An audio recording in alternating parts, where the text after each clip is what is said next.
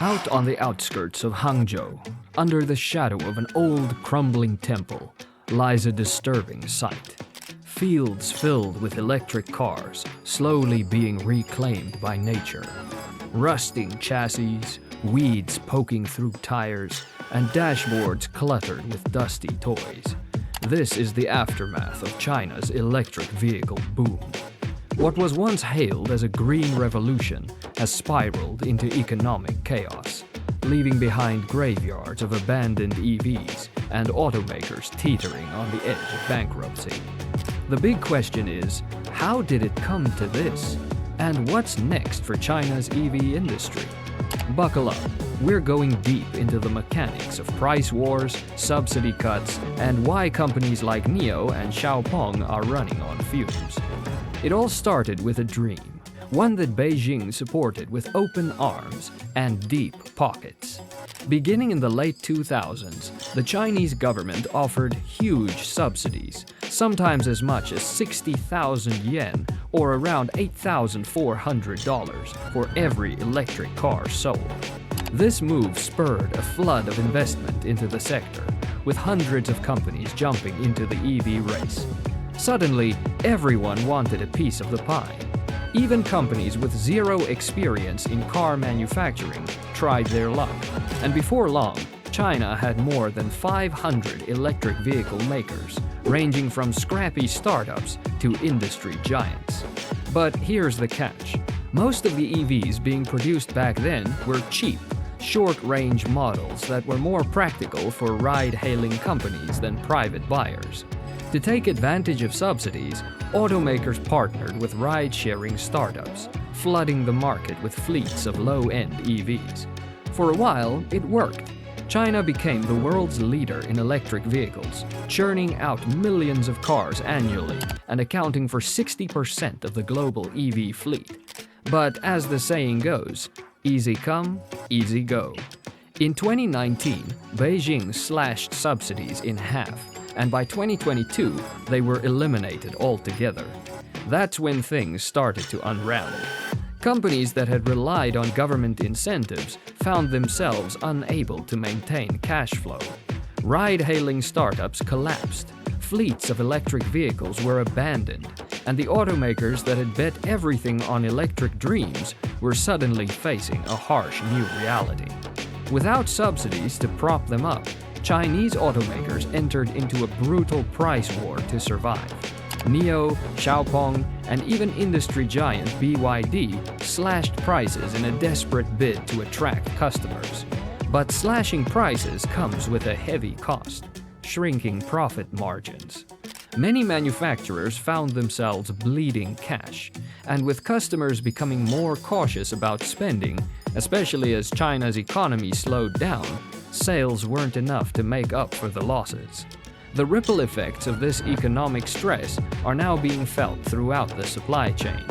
Automakers like Nio and Xiaopeng, once known for rapid growth, are struggling to pay their bills. In 2023, Nio took an average of 295 days to pay off invoices, compared to just 101 days for Tesla. This kind of delay is disastrous for smaller suppliers who rely on timely payments to keep their own operations afloat.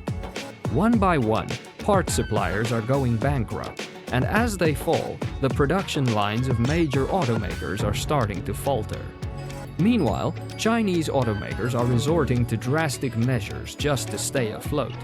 WM Motors, a once promising EV startup, filed for bankruptcy restructuring. Human Horizons, the company behind the premium hi-fi brand, halted operations for 6 months. The survivors are barely hanging on, and with each passing day, more companies are expected to collapse. So, what happens to all these electric cars when the companies behind them go under? They end up in EV graveyards, fields full of abandoned, obsolete vehicles left to rot.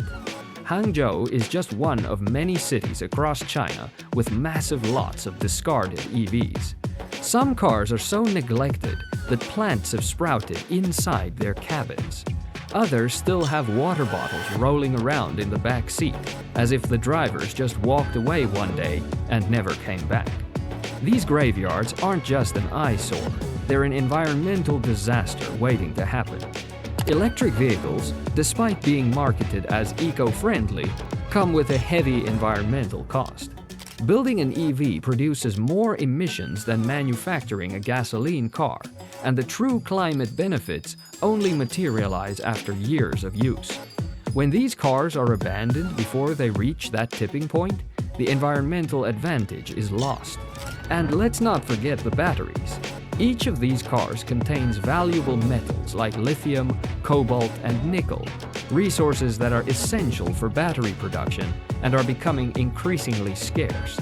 Leaving these batteries to deteriorate in fields instead of recycling them is a huge missed opportunity.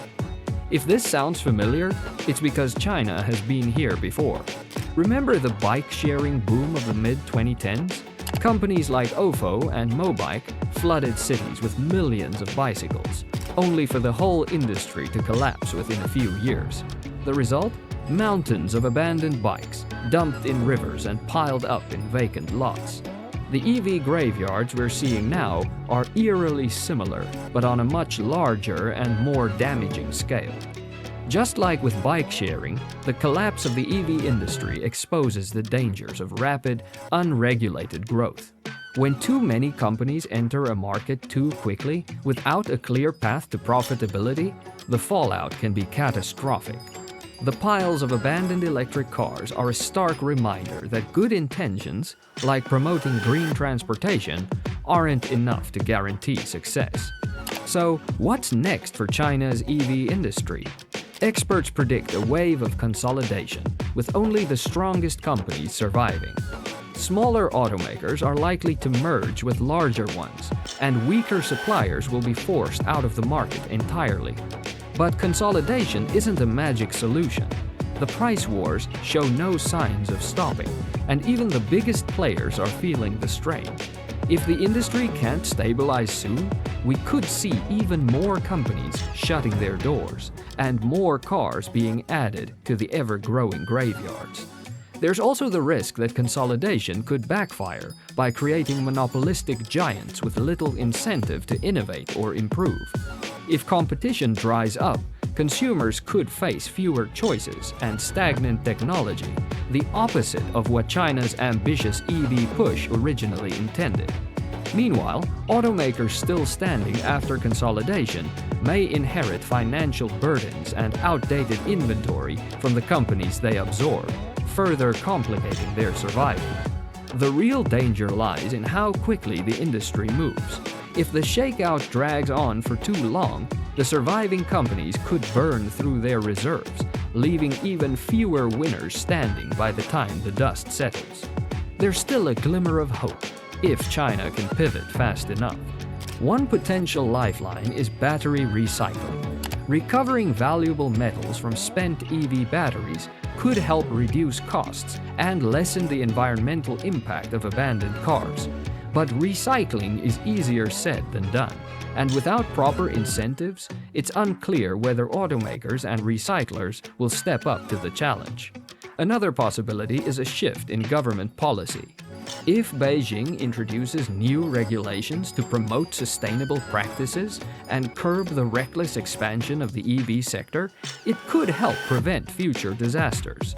But with China's economy still struggling, it remains to be seen whether the government will intervene or let the market sort itself out.